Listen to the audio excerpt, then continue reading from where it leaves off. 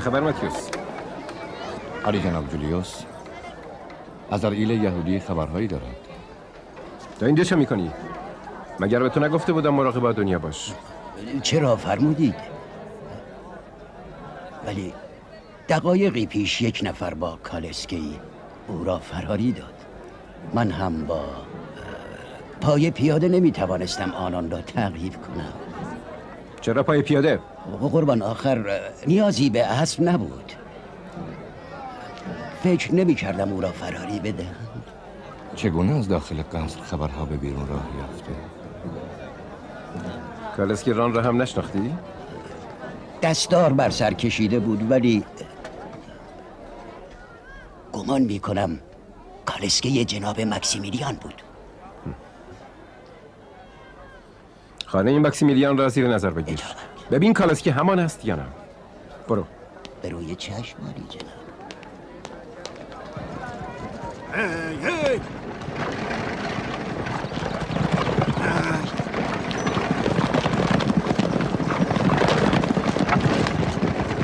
قبل از غروب آفتاب باید به شهر بازگردم. نگران نباشید، هنوز وقت هست. مرا عفو کنید علی جناب.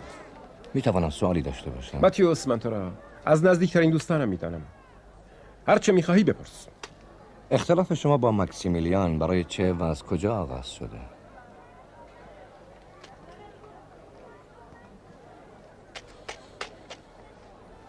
چون به تو اعتماد دارم میگویم. من سالها بود که به هلن علاقه داشتم و دیوکلتیانوس هم از این موضوع خبر داشت.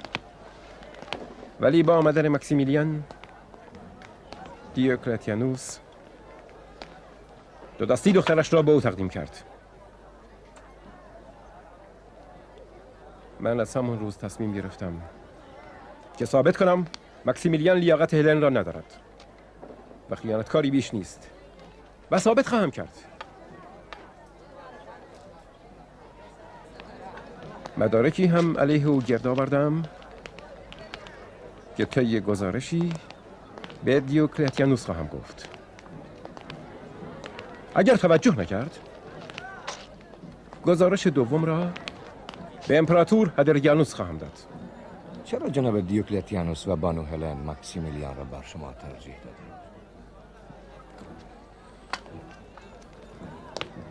این برمیگردد به نفوذ هر یک از ما در روم.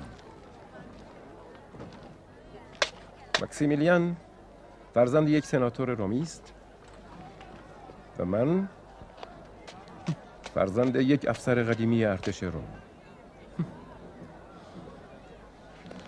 کدام یک میتواند پشتوانه خوبی برای حکومت دیوکلتیانوس باشد؟ متاسفم قربان. بگذاریم.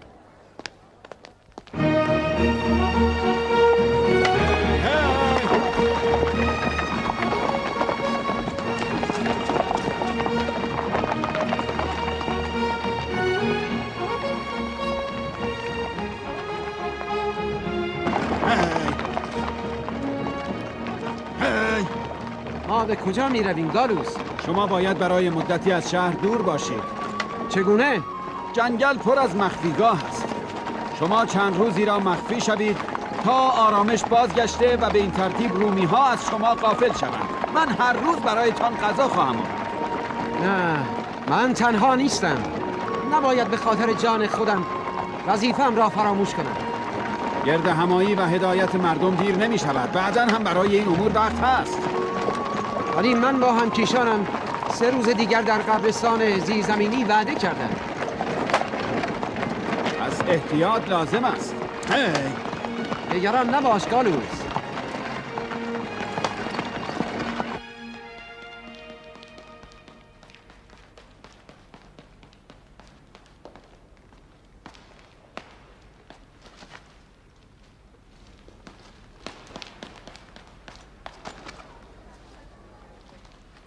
ممکن است کمی به حرفای من گوش کنی؟ گوش میکنم.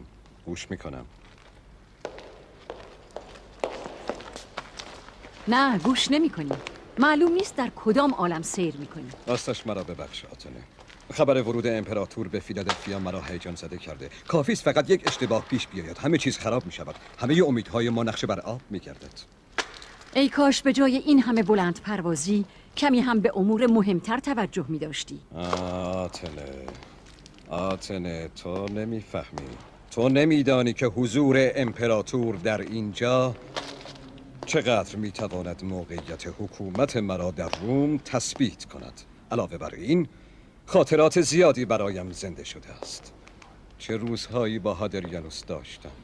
انگار همین دیروز بود. جنگ بین النهرین. چه افتخار بزرگی. آن موقع من از فرماندهان لژیون بودم. هادریانوس دستور داد جوجه های تفاعل را از قفس بیرون آوردند و کاهن جلوی آنها دانه ریخت. خدای من، با چه اشتهایی می‌خوردند. این علامت آن بود که جنگ به نفع ما تمام خواهد شد. آتنه، فتحی عظیم در پیش رو بود. چه تفاعل میمونی، چه تفاعل میمونی. در پی آن هادریانوس با عزم و اطمینان چند قدم به سوی شهر پیش رفت و با صدای بلند فریاد کشید: آهای، اگر خدایانی در این شهر هستند به من گوش کنند. من از شما میخواهم که از منازل و معابد شهر دور شوید و بر آن خون غم ببارید و در مقابل نیزه ها، تیرها و شمشیرهای ما از این مردم پس دفاع نکنید و بگذارید که ما با فتح وارد این شهر بشویم. فت نگفتم تو به حرفای من گوش نمی کنی؟ تو در رویای خودت سیر می کنی. بسیار خوب گوش میکنم. حالا بگو. فکر می کنی هادریان چه کسی را به جانشینی برخواهد گزید؟ معلوم نیست. مگر نگفتی سابقه دوستیت با هادریان زیاد است؟ خاطرات گذشتم با هادریانوس یک لحظه از ذهنم بیرون نمی رود. مدام به آن روزها فکر می کنم. منظور من تجدید خاطرات گذشته نبود. میخواستم بگویم از این رابطه دوستی به بهترین نحو میتوان استفاده کرد. مثلا چه استفاده می شود کرد؟ از او بخواهید به پاس دوستی گذشته و به پاداش نجات جانش شما را به جانشینی خود انتخاب کند.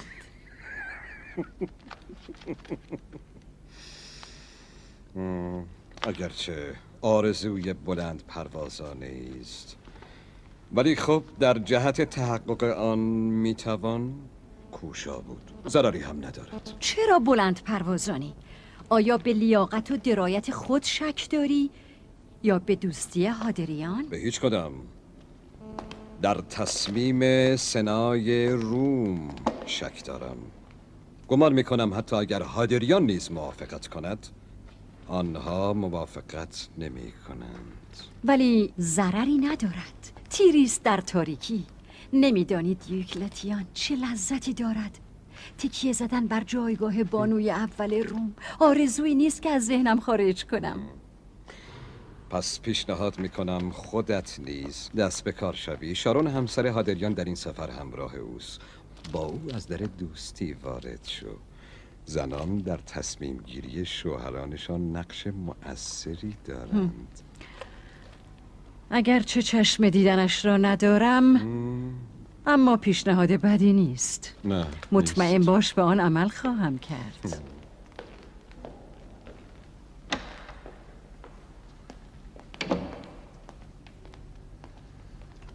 عالی جناب جولیوس،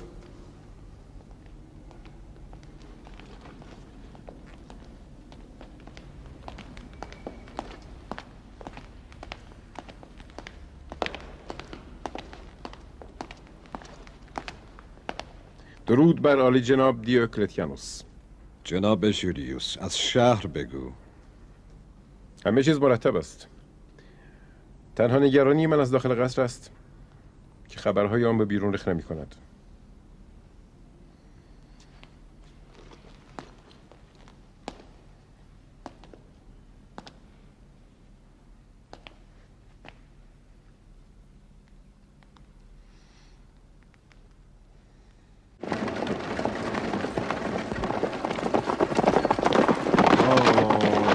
بانو. آسوده باشید جناب آدونیا. دیگر از خطر جستی. اینجا امن است. این اولین بار نیست که جناب ماکسیمیلیان مرا نجات می‌دهد. او پیشتر جسم و جانم را با هم نجات داده است. باید شنیدنی باشد. چگونه؟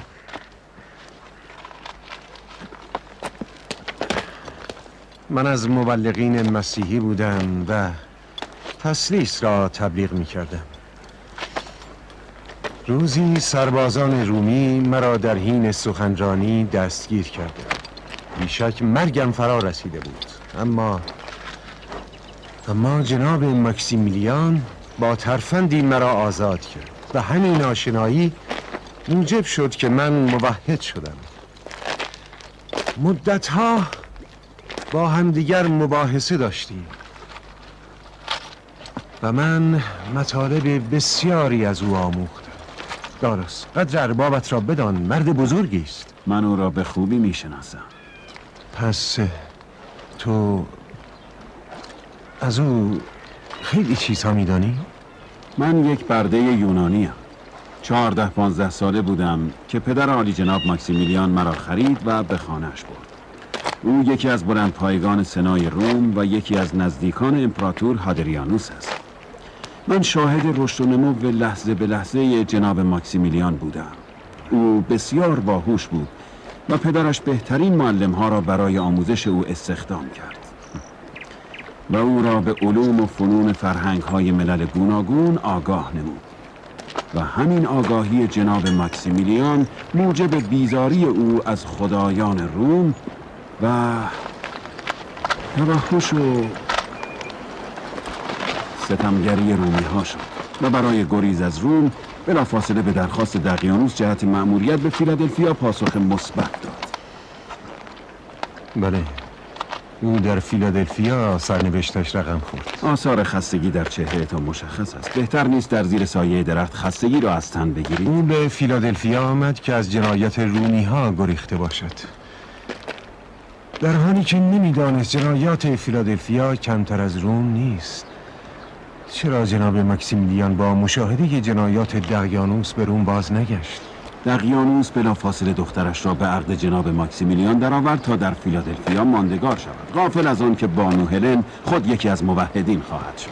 پس جناب ماکسیمیلیان پیش از اینکه به خداوند یگانه ایمان بیاورد، از خدایان دروغین و بت‌ها رویگردان شده و خود یک موحد بود. بله، ایشان هیچگاه به خدایان المپ اعتقاد نداشتند و همواره به دنبال حقیقت بودند.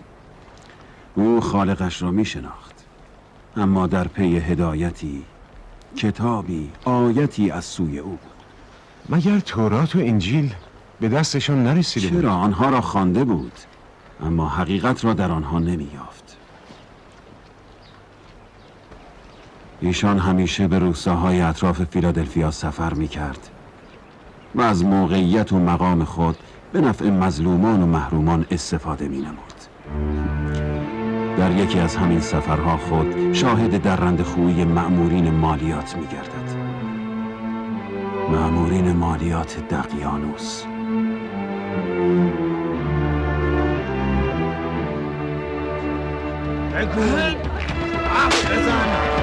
چه کردی روی تو؟ کجا پنهان کردی؟ رهایش کن!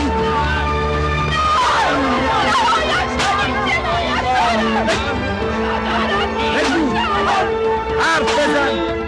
پولهایت را کجا پنهان کرده ای؟ کجاست؟ کجاست؟ اگر داشتن که از جان من نیست! حرف بزن! حرف بزن! مالیات باید پرداخت شد. هیچ بهانه‌ای هم پذیرفته نیست. آنها را از آنجا بزنید کنار. بزنید. پولهایت کجاست؟ حرف ببینم. حرف بزن. زانو بزن ببینم. کسانی که مالیات شما دادن عقب بایستند. مواظب باشید که کسی از شرکتان پنهان نماند. مبادا زمره‌ای به کسی رحم کنید. هر چی توانید بگیرید. بزنید! بزنین. اینجا چه خبر است؟ ما مامورین دریافت مالیاتیم. این مرد نمیخواهد مالیات بپردازد. نمیخواهد یا ندارد؟ این به ما ربطی ندارد. ما مامور دریافت مالیات هستیم، نه مامور کمک به مستمندان. رهایش کنید.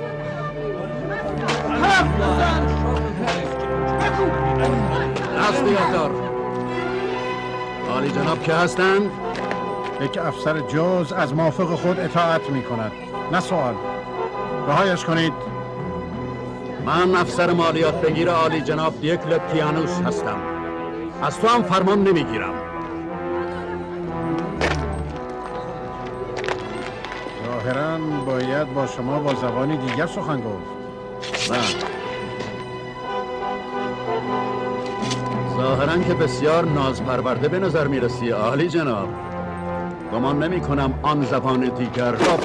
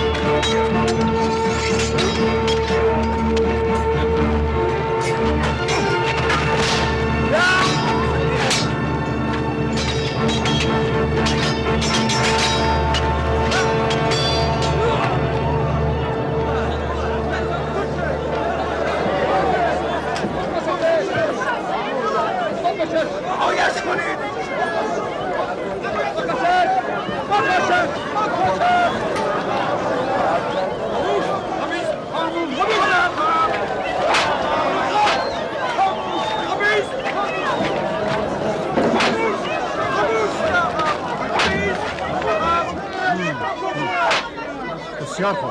یارانت را از اینجا بردار و برو.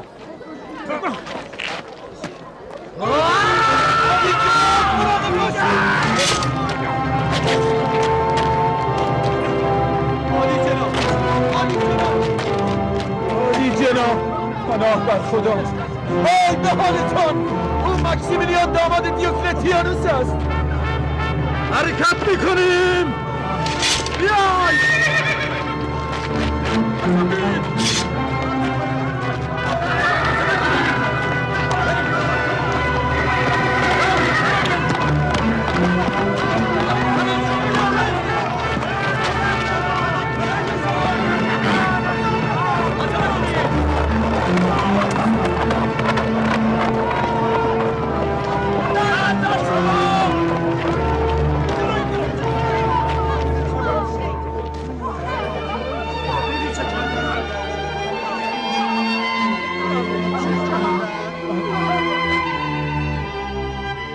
و این مقدمه شد برای آشنایی جناب ماکسیمیلیان با آن پیرمرد موحد و روشن ضمیر.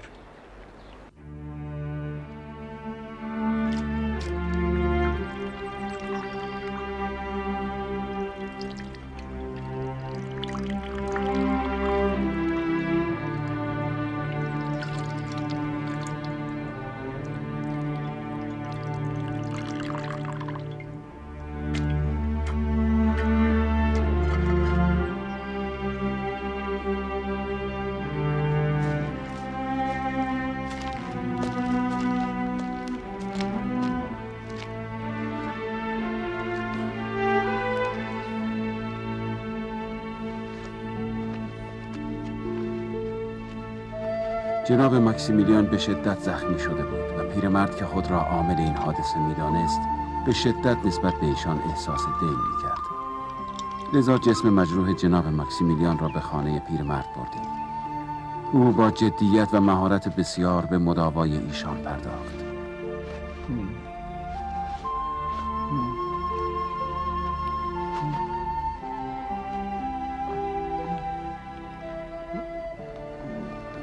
نه شما باید استراحت کنید.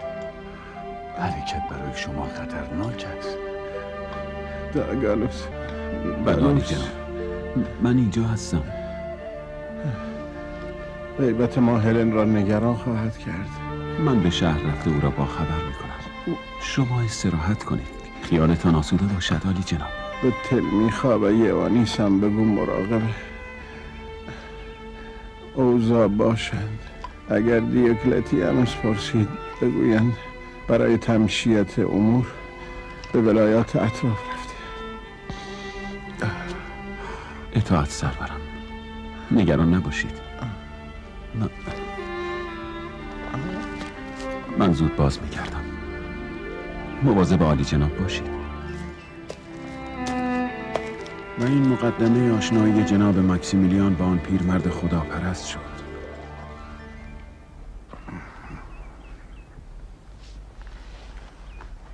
روی این زخم خوب بسته شده است. ما را عفو کنید. بیش از این نتوانستیم به عالی جناب کمک کنیم. نه خیلی خوب است. از کجا آموخته ای؟ از پدرانم.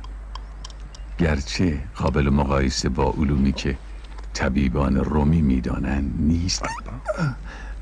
چه کسی شما را به این روز انداخته است؟ مهم نیست عالی جناب. صدها سال است که تازیان رومی ها با بیرحمی و شقاوتی که برازنده انسانهایی متمدن نیست بر این گرده ها نواخته می شود. ما دیگر عادت کرده. من به عنوان یک رومی از شما پوزش می طلبم. ما رومی ها خود را متمدن ترین مردم دنیا می دانیم و حالا که وحشیانه ترین اعمال را مرتکب می شویم. شما با دیگر رومی ها تفاوت بسیار دارید. ولی ما هم مثل دیگر رومی ها هستیم. تفاوت چندانی بین ما نیست. نه اصلا اینطور نیست. اجازه می دهید سوالی داشته باشم؟ مانعی نیست. عالی جناب، چرا به جای یاری آن افسر رومی با او مبارزه کردید؟ من خود نیز نمیدانم. فقط میدانم که نمیخواهم در زمره ستمگران باشم. شاید این تمایل و علاقه یک امر درونی است. ولی حب دنیا و لذت‌های آن هم یک خواسته درونی است. چرا برای رسیدن به این خواسته درونی تلاش نمی کنید؟ آیا خود شما برای اعمال نیک و بد خود دلیلی دارید؟ من هیچ عملی را بدون پاداش انجام نمی دهم و یقین دارم که مزد همه اعمالم را چه خوب و چه بد خواهم دید. و اگر جز این باشد اصلا زندگی برایم معنا و مفهومی ندارد. تو برای خوبی‌هایت از چه کسی پاداش میگیری؟ غلام یا خدمتکار شما پاداش خود را از چه کسی میگیرد؟ اربابش. از اربابش، یعنی از شما. من هم از اربابم میگیرم. هر کسی اربابی دارد. تو میخواهی بگویی که پاداش خود را از خدایت خواهی گرفت. به نظر من هم هیچ انگیزه‌ای بهتر از این برای اعمال نیک و بد نیست. اما من انقدر بدم نیستم که اعمال نیک و بدم را برای خدایان مسخره‌ای که در معابد به دست خود ساخته ایم انجام دهم. من میدانم که خدایی هست. مطمئن هستم. اما چگونه خدایی؟ نمیدانم. خدای من خالق من است. اما خدایان شما، یا بهتر بگویم خدایان رومی ها، مخلوق آنها هستند. نه، من به خدای تو نیز نمیتوانم اعتماد کنم. چه اگر یهودی باشی خدای مخصوص قوم خود را میپرستی و خواندم که تورات شما به پیامبران گناه و اعمال زشت نسبت می‌دهد. من نمی‌توانم بپذیرم که خدایی از آسمان به زمین بیاید، راه برود، با پیامبرش کشتی بگیرد و از او شکست بخورد. و تو اگر مسیحی باشی خدای تو را هم نمی‌توانم بپذیرم، چرا که خدای مسیحیان هم مثل خدای رومیان پسر دارد. این را انجیل میگوید. اما این خدایی که شما گفتید ساخته و پرداخته مبلغین و پیروان مسیح است، نه خود مسیح. آنها برای اینکه رومی ها را به دین مسیح درآورند، دین آسمانی مسیح را شبیه دین زمینی رومی ها کردند. پیرمرد برای جناب ماکسیمیلیان از یک انجیل قدیمی سخن گفت، اما من در آن هنگام از این حرفها به خوبی سر در نمی آوردم. ولی کاملا آشکار بود که آن پیرمرد سخن برای گفتن بسیار داشت. بگذارید عقیده‌ام را به استراحت بگویم. من یک موحد هستم و خداوند یگانه را می پرستم و پیامبر من مسیح است، نه دیگری. مگر خدای مسیح با خدای دیگر مسیحیان فرق دارد؟ خدای مسیح خدای همه پیامبران و خدای آخرین پیامبری است که از این پس خواهد آمد. هر چه غیر از این باشد ساخته و پرداخته ذهن خود ما بی باشد. از خود سخن میگویی یا دلیلی هم برای اثبات آن داری؟ دلیل بسیار دارد، اما بهترین دلیل مکتوبی است که از جان عزیزتر می‌دارمش. من میتوانم آن را ببینم؟ البته، چرا نه؟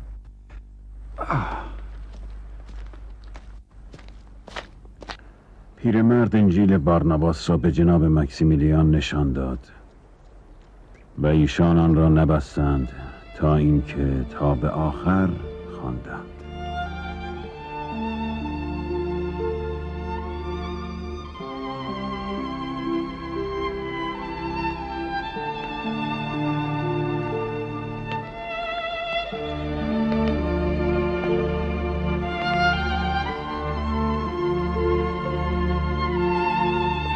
و از خانه پیرمرد بیرون نیامدند تا آنکه نسخه ای از آن را برای خود نوشتند.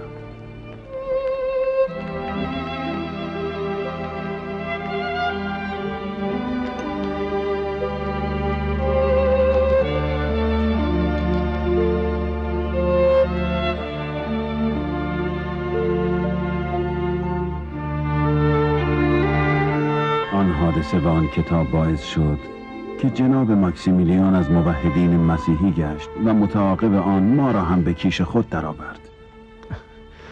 گالوس، براستی که جناب ماکسیمیلیان از بندگان مقرب خداوند است.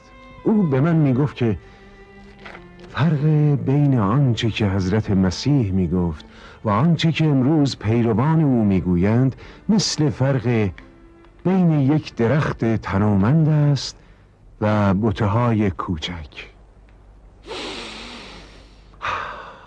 بعضی گلها از فاصله دور هم عطرشان به مشام میرسد. امیدواریم پیوند ما با رومی ها ناگسستنی باشد. عالی جناب، اجازه می دهید هدایای قوم یهود را عرضه کنیم؟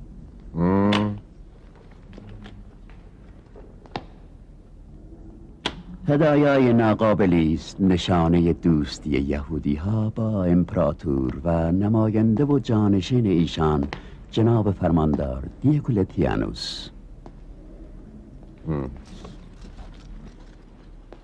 ما هم هدایای ارزشمند شما را به عنوان نشانه دوستی تلقی می‌کنیم. معاهده‌ای که بین خدایگان، امپراتور و سران قوم یهود در اورشلیم منعقد گردید ما را موظف می‌کند با جناب فرماندار همکاری نزدیک داشته باشیم و در جشن‌های استقبال از امپراتور ما هم به سهم خود شرکت کنیم. از رعایای امپراتور توقعی جز این هم نیست. ما هم وظیفه داریم که دست شما را در مسائل عبادی و امور تجاری باز بگذاریم. در حقیقت ایجاد رفاه و آسایش مردم از وظایف امپراتوری روم است.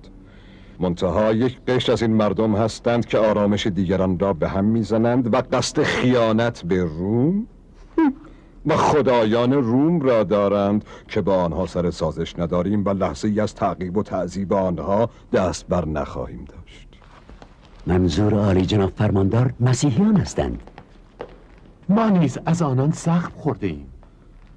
آنها با پیامبر دروغین و کتاب ساختگیشان در صفوف ما هم رخنه کرده و پیروان آیین یهود را نیز گمراه کرده اند.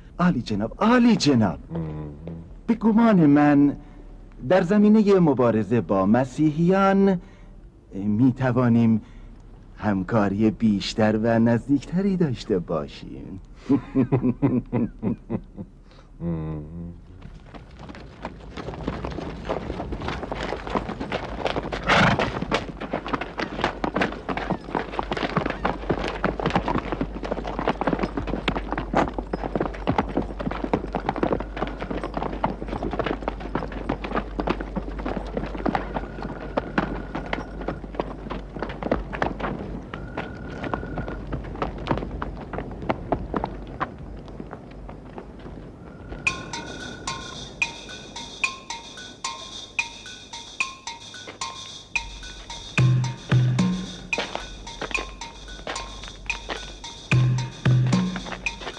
ای سرباز،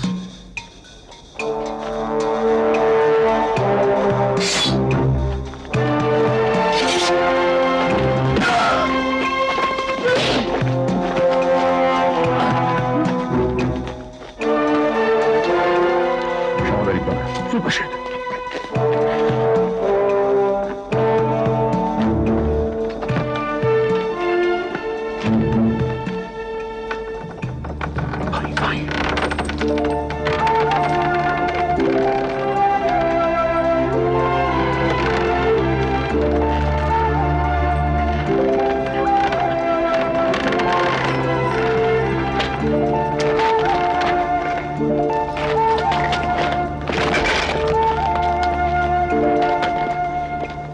برو بیار.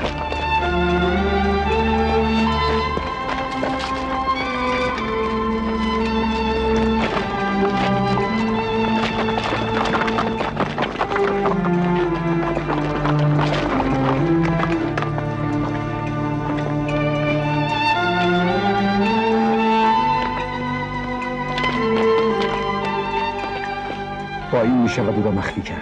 جسد را کجا ببریم؟ در گورستان میفهمم که به تازگی دفن شده، ممکن است به او تعرض کنم. بهترین جا منزل پدرش سانتوس است. اولین جایی را که بگردن آنجاست. بهتر است او را به جنگل ببریم. از همه جا امن‌تر است.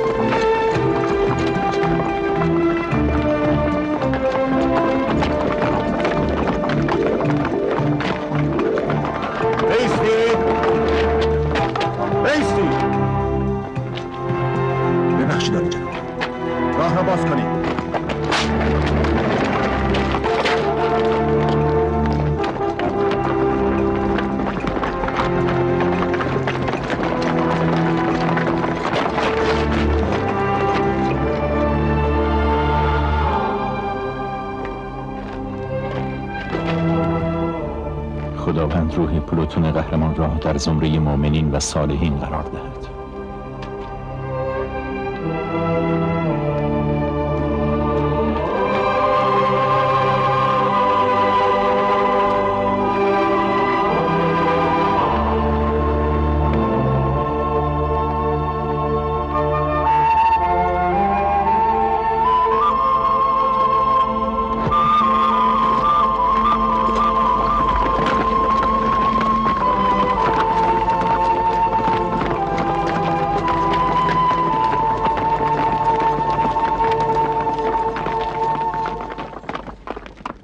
افتضاح کردید بیارزه ها. افتضاح کردید. یک مجرم تحت نظر را فراری می دهند و جسد یک مجرم را در پیش چشم نگهبانان ما می رو بایند. آن وقت مسئول لژیون و گارد ویژه شهر ما چه کرده است؟ فقط گزارش. همین. من برای کسب تکلیف و اختیار بیشتر خدمت رسیدم، عالی جناب. گوش کن جولیوس، 3 روز مهلت داری قبل از رسیدن امپراتور به فیلادلفیا آدونیا و جسد پلوتون را پیدا کنی، وگرنه خودت به جای آدونیا به صلیب آویخته خواهی شد. ضمناً ربایندگان جسد پلوتون و نجات دهندگان آدونیا را نیز از تو میخواهم.